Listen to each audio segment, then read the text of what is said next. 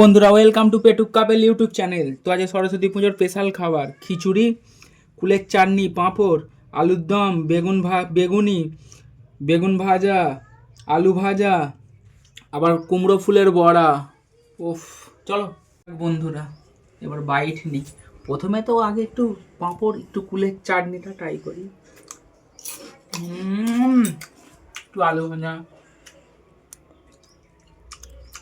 বড়া, কুমড়ো ফুলের বড়া, আলুর দম, আর সেই বেগুন ভাজা।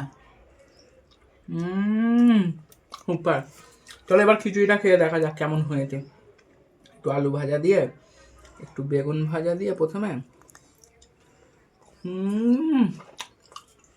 সরস্বতী পুজোর স্পেশাল খাবার, আর কি চাই বলো বন্ধুরা।